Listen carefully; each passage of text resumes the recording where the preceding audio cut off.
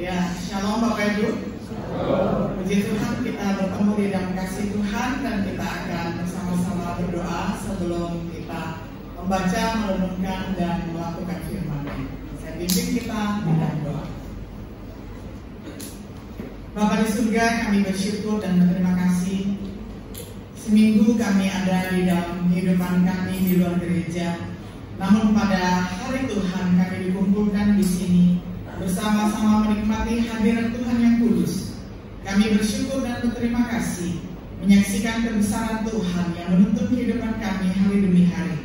Dan kami bersyukur Tuhan akan memberikan kami kembali penguatan melalui firman-Mu sehingga kami memperoleh bekal kembali untuk menjalani kehidupan kami yang memperkenankan Tuhan.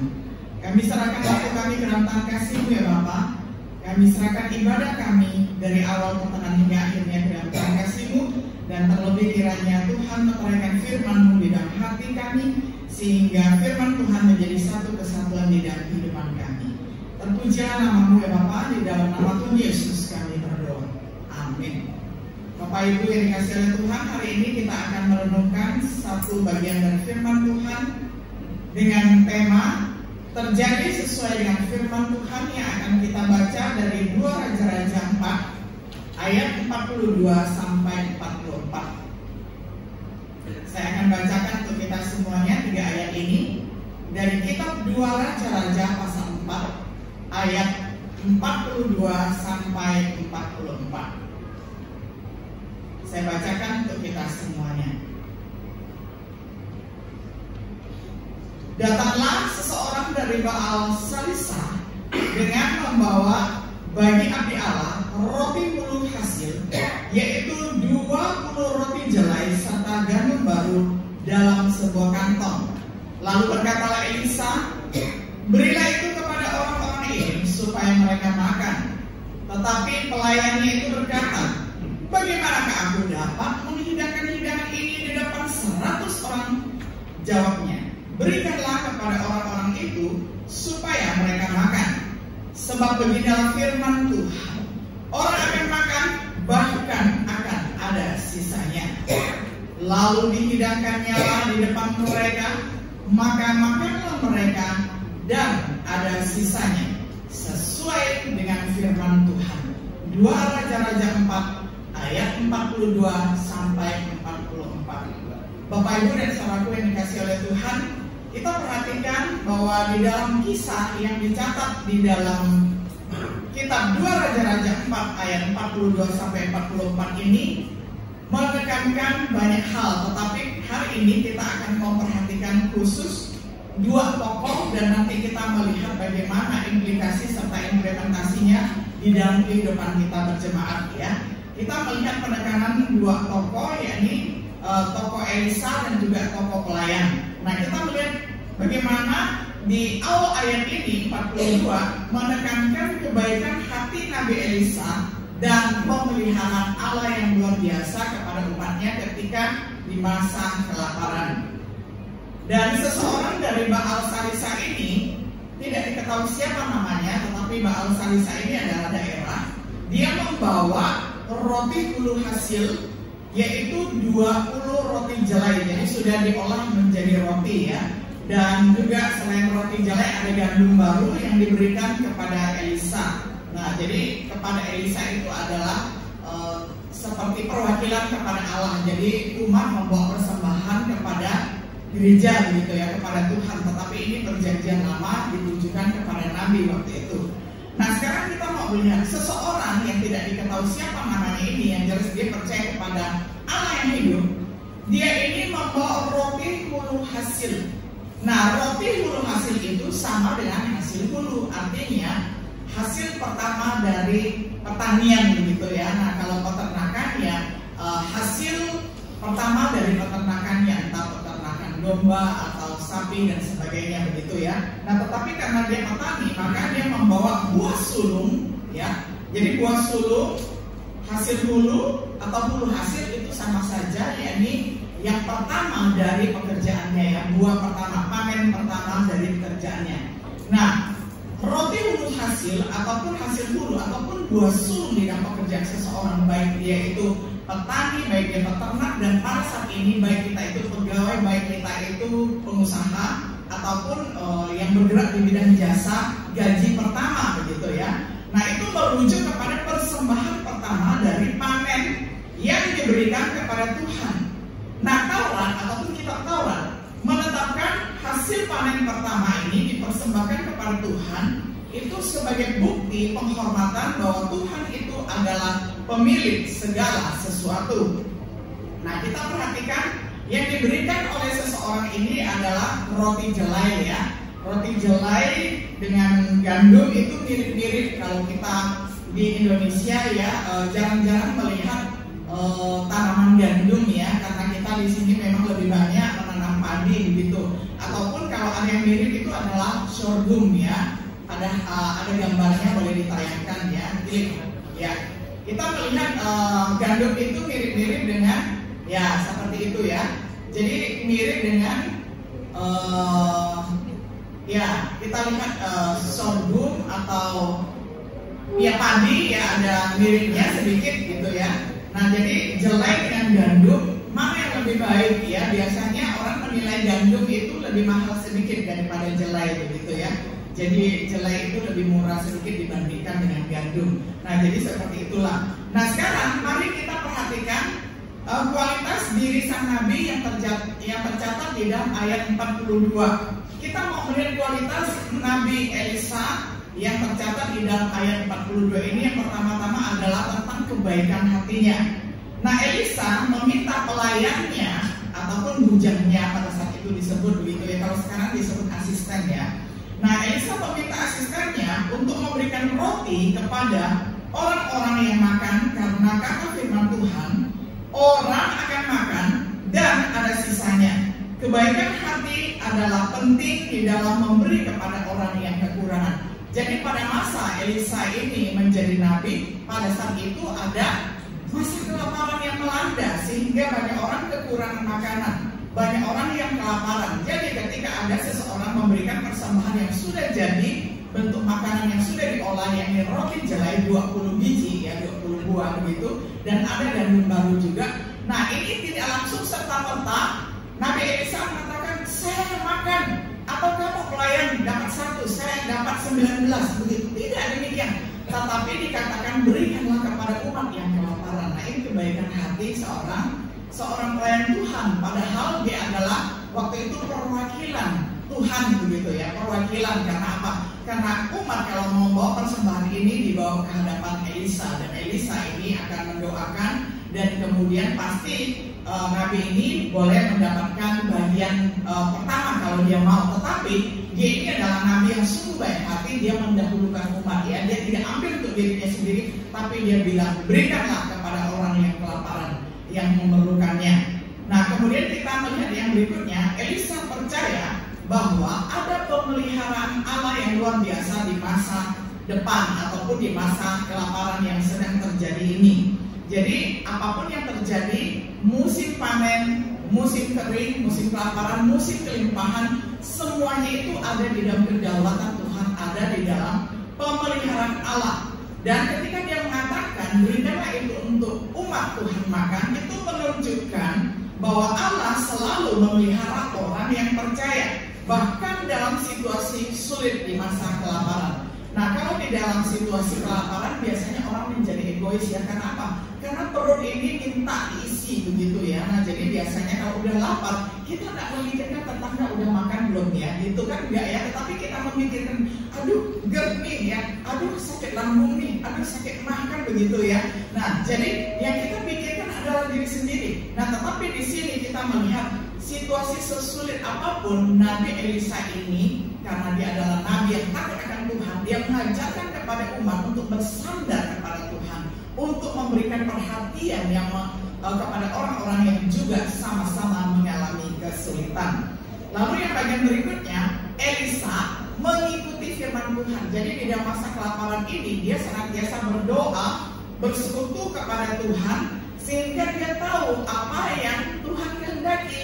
Jadi kalau ada seseorang yang datang ataupun beberapa orang datang membawa hulu hasil ataupun buah sulung dari pekerjaannya sebagai petani atau peternak, maka dahulukanlah memberi orang yang kelaparan, yang sedang meronta-ronta minta makan, begitu ya. Nah, di sini menyatakan bahwa orang yang makan, yang sedang kelaparan itu ada sekitar 100-an waktu itu, dan Elisa ini memerintahkan kepada bujaknya, kepada asistennya untuk memberi mereka makan. Dan dikatakan bahwa ada sisanya ketika pelayan ini memberikan makanannya, ya. Nah, jadi memberikan 20 jelai roti itu kepada orang makan 100. Dan kebenaran ini sesungguhnya adalah kunci di dalam menghadapi segala tantangan. Di dalam tantangan kehidupan kita pada hari ini kita melihat, ya, sekarang juga zaman dunia sedang sulit, ya, banyak yang di PHK. Di Indonesia juga sedang, ya, tidak baik-baik saja. Kita tahu, ya, kalau kita masih tetap seperti ini, tidak kekurangan makan, tidak kekurangan pakaian, ada tempat tinggal, kita senantiasa harus bersyukur tiada terhingga. Dan kita juga harus bersyukur dan memberikan juga kepada orang-orang yang kekurangan, ya, karena firman Tuhan mengajarkan kita ini untuk senantiasa terlebih dahulu memberi daripada menerima, begitu ya. Jadi kalau kita memberi itu ada kebahagiaan yang sangat menenteramkan hati, sehingga itu akan merendahkan stres kita. Nah, kalau kita terlalu memikirkan, aduh, omset saya tahun lalu dengan omset saya tahun ini tidak sama, tahun ini begitu anjlok. Nah, kalau kita pikirkan itu terus menerus, kita akan stres, ya. Jadi otak kita ini yang punya hormon kortisol dan sebagainya itu akan menekan kita, sehingga akhirnya nanti lama-lama diabetes, ya. Diabetes itu tidak selalu disebabkan oleh karena makan yang banyak gulanya, tidak selalu, tetapi ditekan oleh stres itu juga bisa menimbulkan berbagai penyakit, ya. Nah, jadi seperti itu. Tetapi ketika kita berhasil mengikuti hidup ini sesuai dengan pola Tuhan, sesuai dengan firman Tuhan, maka hidup kita akan sehat. Ketika kita memberi, kita akan bahagia. Jadi stres hilang, yang ada adalah bahagia. Jadi otak kita akan menstimulir hidup kita ini akan menjadi sehat, begitu ya. Jadi bukan hanya olahraga yang mendatangkan kesehatan, tetapi juga apa yang dikatakan oleh firman Tuhan lalu kita lakukan, kita taati, itu akan mendatangkan kesehatan bagi jiwa spiritual, ya, jiwa, ya, dan raga. Nah, kita perhatikan yang berikutnya, kesetiaan dan ketaatan. Elisa ini dan pelayannya tetap setia dan taat kepada firman Tuhan. Nah, kalau pelayan kita melihat, ya, setelah diperintah oleh Nabi Elisa baru dia taat. Tetapi ketika belum diperintah dia belum taat. Nah, tetapi di sini kita melihat Nabi Elisa dia ini setia karena dia ini dekat dengan firman Tuhan. Hidupnya selalu diisi dengan firman Tuhan. Next slide, ya. Kita melihat meskipun tantangan yang dihadapinya itu sangat berat, yakni karena pada saat itu terjadi musim kelaparan, dan yang kelaparan bukan satu keluarga atau 10 keluarga, bukan 90 orang, tetapi 100-an orang. Nah, itu sudah cukup banyak. Bagaimanakah Nabi yang berkhotbah di tengah-tengah orang yang kelaparan itu bisa konsentrasi dengan firman Tuhan?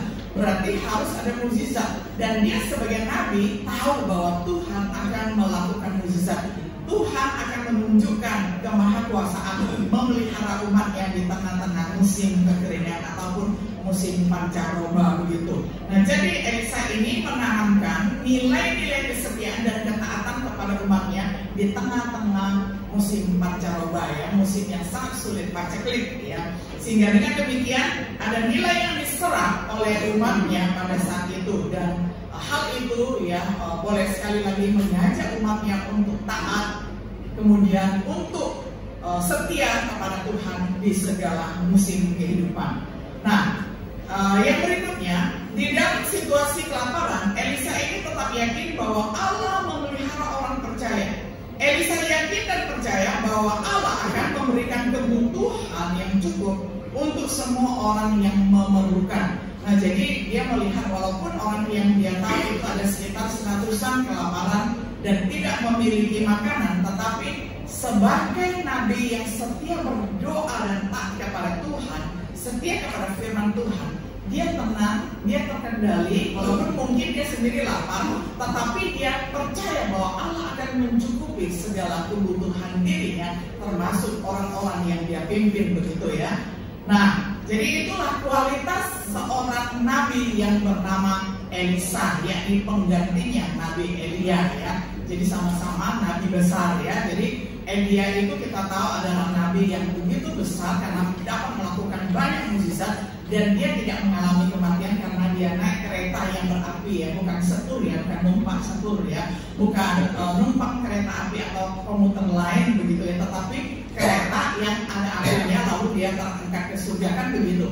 Nah, Elisa ini adalah nabi yang menjadi pengganti Elia dan mendapatkan dua bagian roh, itu artinya mendapatkan karunia dari Elisa ya, karunia yang sama, yakni melakukan mukjizat-mukjizat. Nah, kita lihat yang berikutnya ya, kualitas diri orang yang kedua. Yang pertama kita sudah lihat yakni kualitas Nabi Elisa. Sekarang kita mau melihat kualitas pelayan yang skeptis ya, yakni pelayan ataupun asistennya Elisa.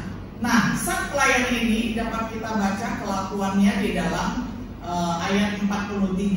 Ketika Nabi Elisa memintanya untuk memberikan 20 roti jelai itu dan sedikit gandum kepada 100 orang, dia bilang begini, bagaimana kamu mungkin ya aku dapat menghidangkan ini di depan 100 orang ya. Orang yang lapar itu ada 100, tetapi rotinya cuma 20, kan masih kekurangan 80 begitu ya, kalau satu orang cukup satu begitu kan. Jadi dia nggak malu juga ya, biasalah ya, mau memberikan sesuatu tetapi kekurangan rasanya, aduh enggak, kadang-kadang kayak kita juga ya. Kalau kita melihat orang yang sakit butuh banyak sekali uang begitu, lalu kita mengeluarkan sebuah amplop yang isinya tidak seberapa, rasanya kok sungkan ya. Kebetulan dia besar, bagaimana uang saya sedikit ini bisa saya berikan kepada dia gitu ya. Kira-kira seperti inilah ya. Jadi agak skeptis ya, agak ragu-ragu begitu. Nah, jadi dia bilang, bagaimanakah aku dapat menghidangkan ini 20 roti jelai ini di depan 100 orang, masih kekurangan 80 roti kan begitu. Nah, disinilah kita melihat yang namanya rasional versus suprarasional. Kita lihat bahwa matematika yang dipakai oleh pelayan ini ya, next slide ya, adalah matematika kalkulator biasa ya, 1 tambah 1 sama dengan 2, 10 tambah 10 sama dengan 20 roti jelai kan begitu ya. Nah, nggak cukup kalau diberikan kepada 100 orang, 100 dikurangi 20 sama dengan 80, jadi masih butuh 80 roti jelai lagi baru bisa dihidangkan untuk makan 100 orang. Nah, tetapi berkatalah Nabi Elisa di dalam dialognya kepada pelayannya ini, berikanlah kepada orang-orang itu supaya mereka makan, sebab beginilah firman Tuhan, orang akan makan bahkan akan ada sisanya. Wow, keren ya. Jadi walaupun Nabi Elisa ini mempunyai seorang pelayan ataupun asisten yang ragu-ragu ataupun skeptis. Kalau kata skeptis ini kita pakai, kita ingat siapa? Murid Yesus, Thomas kan. Thomas kan begitu juga, dia rasional sekali ya. Dia kurang begitu percaya dengan mukjizat ya. Harus dia lihat dengan mata kepala sendiri baru percaya begitu ya kan. Nah, skeptis. Pelayan ini juga ya, jadi dia rasional sekali. Nah, di sini saya tidak mengatakan bahwa kita nggak boleh rasional. Kita harus rasional ya. Karena firman Tuhan mengatakan begini, kasihilah Tuhan dengan segenap akal budimu. Akal budimu itu adalah rasio. Jadi kita harus mengasihi Tuhan juga dengan memakai rasio. Tetapi tidak cukup hanya rasio. Harus apa? Dengan segenap hati. Hati ini bermuatan apa? Iman. Jadi harus kompleks ya. Jangan hanya satu dimensi. Ya, dengan rasio oke, tetapi juga harus dengan iman, dengan segenap hati, dan juga apa? Kekuatan. Dengan segenap kekuatan itu adalah daya upaya, psikomotorik, kesaksian kita, kelakuan kita, tindak nyata kita, apa begitu ya. Jadi harus lengkap. Nah, jadi pelayan ini hanya berpikir secara rasional saja. Nah, sekarang kita mau melihat rasional versus suprarasional. Nah, suprarasional ini adalah mukjizat karena melampaui rasional, melampaui natural ya. Kalau kita melihat Yesus berjalan di atas air, nah itu artinya tidak terjadi tenggelam, artinya hukum alam itu tidak menguasai Yesus waktu dia berjalan di atas air. Nah, kalau kita mau berjalan di atas air ya kita harus pasang balok dulu ya kan. Jadi pasang balok dulu, kemudian di atasnya satu jengkal begini kelihatan air, nah baru kita jalan, wah seolah-olah kita berjalan di atas air. Nah, begitu ya. Karena banyak orang di dunia ini misalnya itu adalah teolog liberal, tidak percaya kepada mukjizat, dan semua mukjizat yang dicatat di dalam Alkitab itu dikatakan semua itu ada hitung-hitungannya. Jadi Yesus ketika berjalan di atas air itu salah lihat katanya ya. Jadi salah lihat oleh murid-muridnya. Jadi nanti kita bandingkan ketika Yesus memberi makan 5.000 orang. Nah itu nanti kita uraikan sendiri. Sekarang kita lihat dulu ya bagaimana dialog antara Nabi Elisa dengan pelayannya. Kita melihat bahwa akhirnya sang pelayan ini melakukan apa yang diperintahkan oleh tuannya ya. Jadi dia tidak ngotot-ngotot. Walaupun awalnya dia rasional, tetapi akhirnya dia percaya juga. Dia taat saja kepada Elisa, dia hidangkan 20 roti, dimakan 100 orang, ada sisanya. Artinya apa? Inilah mukjizat terjadi ya. Nah kita melihat hal yang ketiga, yang berikutnya, terjadi sesuai dengan firman Tuhan ya. Lalu dihidangkannya di depan mereka, maka makanlah mereka, dan ada sisanya sesuai dengan firman Tuhan. Nah sekarang baru kita bandingkan dengan kejadian yang ada di dalam Kitab Yohanes 6 ayat 1 sampai 21. Nah kita tahu ya, next slide ya, ini terjadi di dalam perjanjian baru ya. Yang kita bahas tadi terjadi di dalam perjanjian lama. Nah tetapi ini ada sinkronisasinya, ada kesamaannya. Hanya saja yang Yesus lakukan ini mukjizat ketika memberi makan 5.000 orang ini lebih banyak berkali-kali lipat ya kan. Kalau yang dilakukan oleh Elisa kan memberi makan 100 orang, sedangkan yang Yesus lakukan ini ada 5.000 orang laki-laki, dan itu tidak dihitung dengan perempuan dan anak-anak. Nah seandainya kalau perempuan dan anak-anak dihitung dikalikan 2 ya, jadi 10.000 orang ya. Jadi Yesus memberi makan 10.000 orang. Sedangkan kas yang tersedia di kantong murid-muridnya waktu itu ya, karena apa, mereka ini berdebar-debar ya. Kas kita ini sedikit kok, Bapak Guru kita ini menawarkan memberi makan 5.000 orang dan bahkan 10.000 orang gitu kan. Jadi kas yang ada di kantongnya itu sekitar 12 dinar. Dari mana kita tahu? Karena mereka berdialog ya.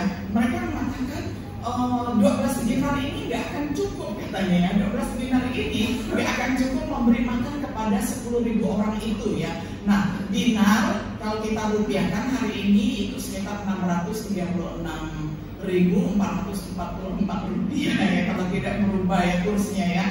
Jadi gak sampai 1 juta mau menjamu 10.000 orang. Bagaimana minggu ya, bagaimana mungkin ya kan. Jadi ini sesuatu yang mustahil, yang mustahil ya, sesuatu hal yang mustahil ya kan. Nah tetapi Tuhan Yesus katakan ya, lakukan saja ya. Dan ketika terjadi dialog itu, karena murid ini masih ngotot ya, kita ini susah-susah loh ngumpulin 600.000 ini ya, susah-susah loh ngumpulin 12 dinar ini, mau menjamu 10.000 orang, itu melakukan hal yang tidak masuk di akal ya. Gimana ini ya.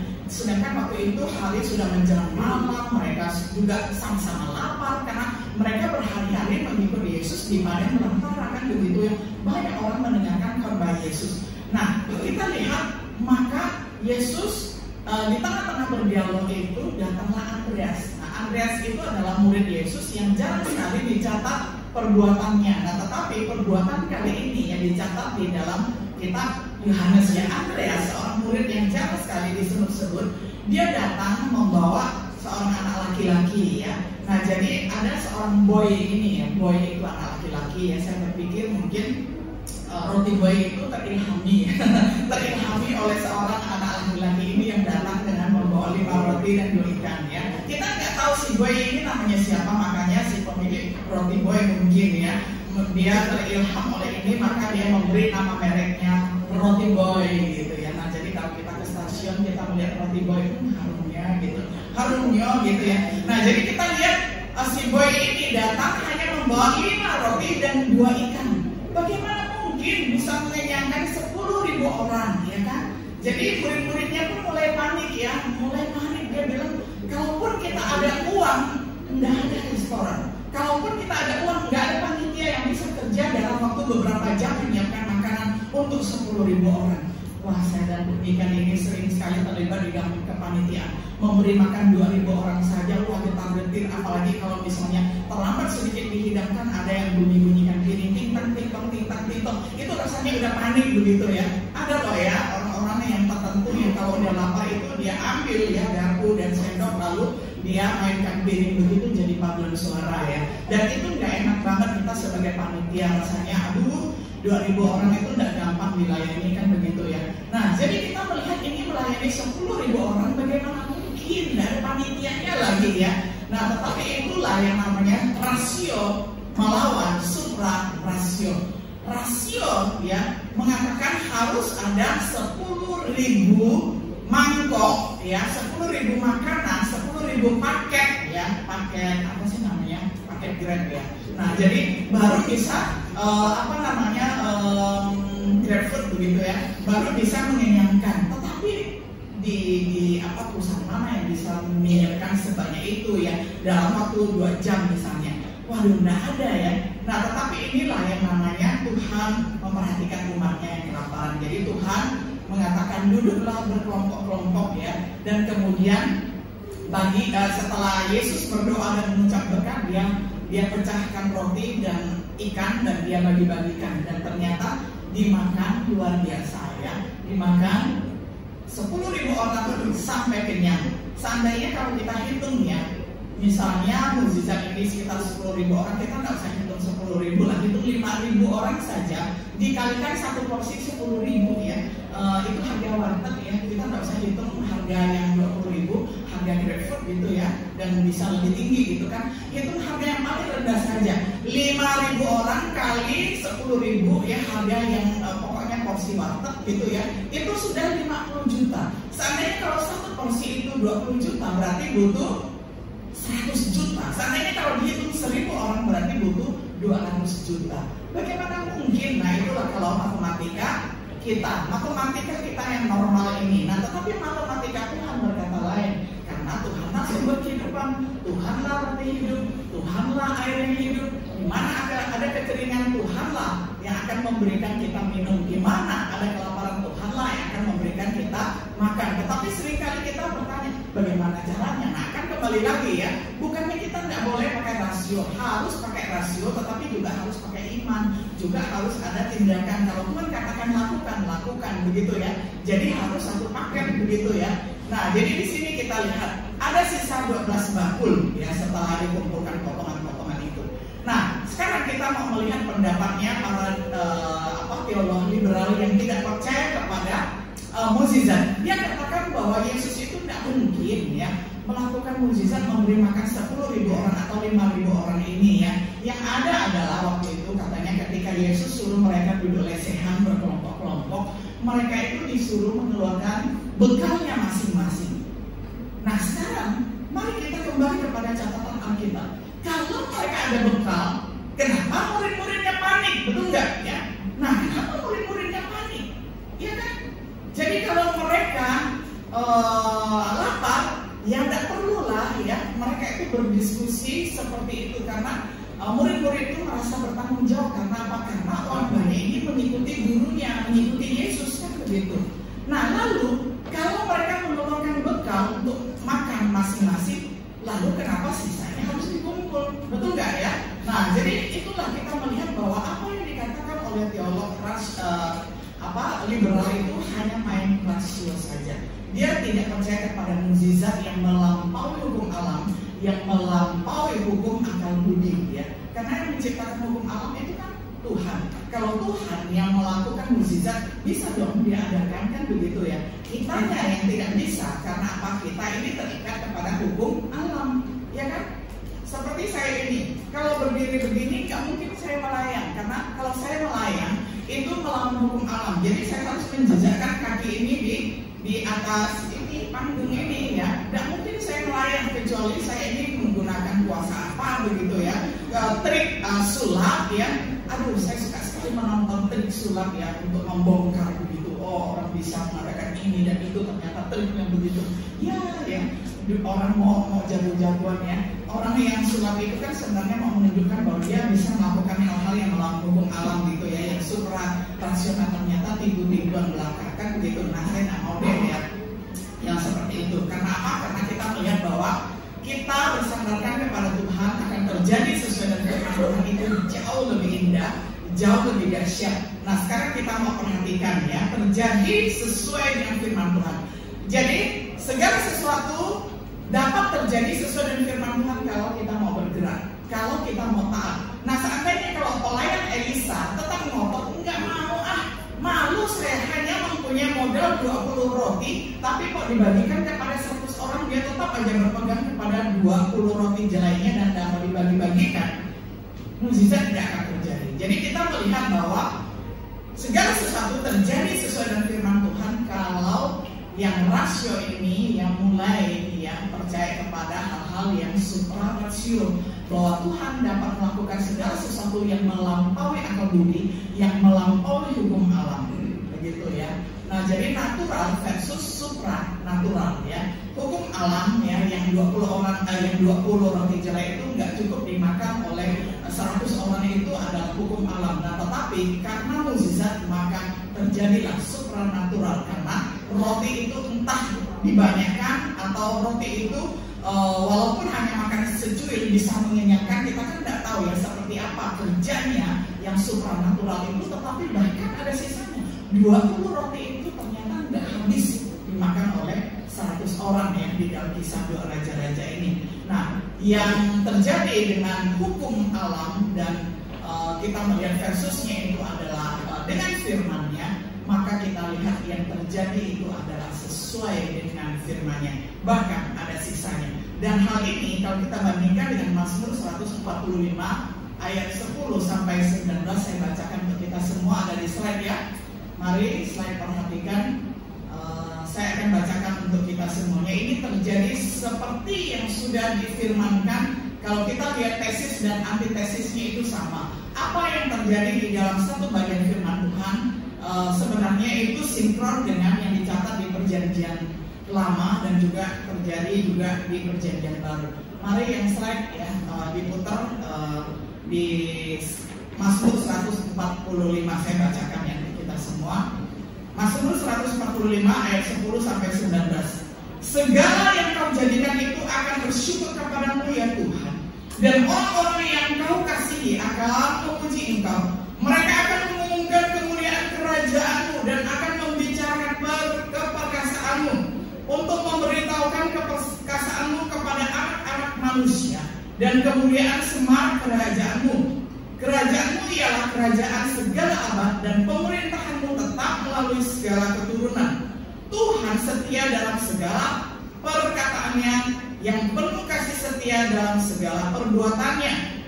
Tuhan itu penolong bagi semua orang yang jatuh, dan penegak bagi semua orang yang tertunduk. Mata sekalian orang menantikan Engkau, dan Engkau pun memberi mereka makanan pada waktunya. Engkau yang membuka tangan-Mu dan yang berkenan mengenyangkan segala yang hidup. Tuhan itu adil dalam segala jalannya dan penuh kasih setia dalam segala perbuatannya. Tuhan dekat pada setiap orang yang berseru kepadanya, dalam kesetiaan.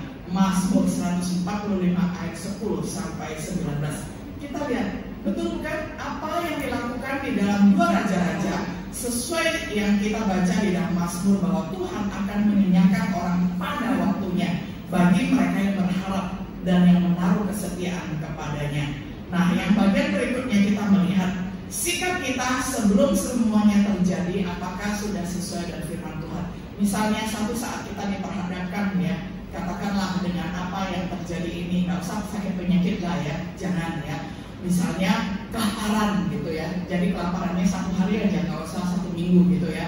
Nah kita misal saja, misalnya uang kita pas habis, lalu mau beli makanan nggak ada. Tetapi sebenarnya udah tanggal seperti hari ini juga tanggal 28 Juli, sebentar lagi gajian hari Senin tanggal 29. Jadi kan malu kalau mau pinjamnya kan. Nah kita berharap nggak sama Tuhan ya. Kalaupun nggak berharap ya anggap saja ya, puasa 2 hari itu tidak akan mematikan ya, asal kita tetap minum begitu ya kan, malah mendetoks lagi. Nah jadi seperti itu ya. Jadi dengan demikian maka kita melihat bahwa segala sesuatu yang terjadi dengan firman Tuhan itu harus disertai dengan iman dan perbuatan. Kalau kita memang betul-betul mau makan ya, kita berdoa. Nah belum ada makanan dan kita masih kuat, ya nggak apa-apa, kita berpuasa dan itu pun kita terima dan pengucapan syukur, itu pun mukjizat. Karena kita lebih memilih kita berpuasa dan tetap sehat daripada kita makan terus tapi kita sakit, ya kan? Pasti kita lebih memilih puasa 2 hari nggak apa-apa, yang penting tetap kuat begitu, ya kan? Dan gula darah tidak naik begitu. Nah, jadi seperti begitu ya. Jadi itu pun mukjizat kalau kita hari ini tetap sehat, sejahtera, dan bisa melayani serta hidup menyenangkan Tuhan. Lalu yang bagian berikutnya, percaya dengan segenap hati itu adalah dengan iman, dengan kekuatan itu perbuatan, dan akal budi itu dengan rasio. Itu harus kita lakukan ya. Ketiga hal ini, perjanjian lama dan perjanjian baru itu membicarakannya secara sama-sama ya, secara sinkron, tidak ada yang bertentangan. Nah, mari saya ajak kita membaca Efesus ayat 14 sampai 21. Kita membacanya satu slide ya, Bapak Ibu satu slide, saya satu slide ya. Dimulai dari Bapak Ibu, Efesus 3 ayat 14 sudah saya siapkan ya, tinggal lihat di slide saja ya. Silakan satu slide Bapak Ibu membaca. 1, 2, 3. Itulah sebabnya aku sujud kepada Bapa, yang daripadanya semua turunan yang di dalam surga dan di atas bumi menerima namanya. Aku berdoa supaya Dia memperkaya kemuliaannya, menguatkan dan menumbuhkan kamu oleh Roh-Nya di dalam hatimu, sehingga oleh imanmu Kristus yang di dalam hatimu dan kamu berakar serta berdasar di dalam kasih. Aku berdoa supaya kamu bersama-sama dengan segala orang kudus dapat memahami betapa lebarnya dan panjangnya dan tingginya dan dalamnya kasih Kristus, dan dapat mengenal kasih itu secara dunia yang melampaui segala pengetahuan. Aku berdoa supaya kamu dipenuhi dalam seluruh pemahaman. Bagi Dialah yang dapat melakukan jauh lebih banyak daripada yang kita doakan atau pikirkan, seperti yang ternyata dari kuasa yang bekerja di dalam kita. bagi Dialah kemuliaan di dalam jemaat dan di dalam Kristus Yesus turun-temurun sampai selama-lamanya. Amin. Nah, saya ulang di sini ada hal yang luar biasa di ayat 19 ya. Dan dapat mengenal kasih itu sekalipun yang melampaui segala pengetahuan. Ini kan mukjizat ya. Melampaui, yang namanya supra itu melampaui. Nah, jadi kita melihat baik perjanjian lama maupun perjanjian baru di bagian yang lain, selain daripada 2 raja-raja yang sudah kita bahas, itu membicarakan tentang hal-hal yang melampaui akal budi, yang melampaui rasio, yang melampaui rasional kita. Nah, sebagai penutup, kita yang ada di sini di dalam kehidupan kita ini sering bertindak seperti Elisa atau pelayan. Kalau seperti Elisa, puji Tuhan, ya, bersyukur kita sudah melewati masa pancaroba. Tapi kalau kita cenderung bertindak seperti pelayan, ya, hitung-hitungan dulu matematika kita ini ya, aduh nggak cukup ini ya. Nah, kita lalu tidak meminta petunjuk dari Tuhan. Nah, jadi lebih baik ya kita sinkronkan ya, kita mengasihi Tuhan itu dengan rasio, dengan hati, iman, dan dengan kekuatan, artinya dengan tindakan. Nah, jadi kita sinkronkan ketiga hal ini, jangan hanya salah satu saja. Lalu yang berikutnya, kita lebih sering mengukur segala sesuatu dengan rasional atau kita langsung taat kepada firman-Nya. Nah, semoga kita taat setiap waktu ya. Jadi segala sesuatu jangan menulur-ulur waktu atau kita berdebat dulu dengan Tuhan. Tuhan kan gini ya, gak mungkin itu Tuhan. Nah, kan tidak ada segala sesuatu, tidak mungkin ya. Tiada yang mustahil bagi Tuhan ya kan. Lalu yang berikutnya, kiranya apa yang kita lakukan terjadi sesuai dengan firman Tuhan. Nah, mengapa bisa demikian? Kalau kita mengenal Tuhan dan mengenal firman-Nya, maka apapun yang kita lakukan dan kerjakan itu lalu didoakan dan kita menerima syarat dari Tuhan, semua akan terjadi sesuai dengan firman Tuhan. Karena janji Tuhan iya dan amin. Kita sudah melihat selain 2 raja-raja di dalam Mazmur 145 dan juga Efesus yang baru kita baca, semuanya mengiyakan. Artinya firman Tuhan dari dulu sampai sekarang dan sampai selama-lamanya tidak berubah. Nah, kiranya Tuhan menolong kita untuk menghayati firman-Nya dan melakoni firman-Nya. Mari kita berdoa. Bapa di surga, kami bersyukur dan berterima kasih ketika kami Di dalam hidup kami diberikan banyak peristiwa yang harus kami lakoni dengan ketiga hal ini, yakni mengasihi Tuhan, percaya kepada Tuhan dengan akal budi kami, dengan hati kami, dan juga dengan kekuatan kami. Kiranya kami tidak memilah-milah itu hanya menjadi rasional saja, tetapi juga kami menyertakan iman, kami menyertakan perbuatan, sehingga dengan demikian maka segala sesuatu akan terjadi sesuai dengan firman-Mu. Kiranya Tuhan meteraikan firman-Mu di dalam hati kami sehingga terintegrasi menjadi satu kesatuan yang solid. Kami dan firman Tuhan tidak terpisahkan lagi, menjadi satu kesatuan. Terima kasih Tuhan, terpujilah nama-Mu. Di dalam nama Tuhan Yesus kami bersyukur dan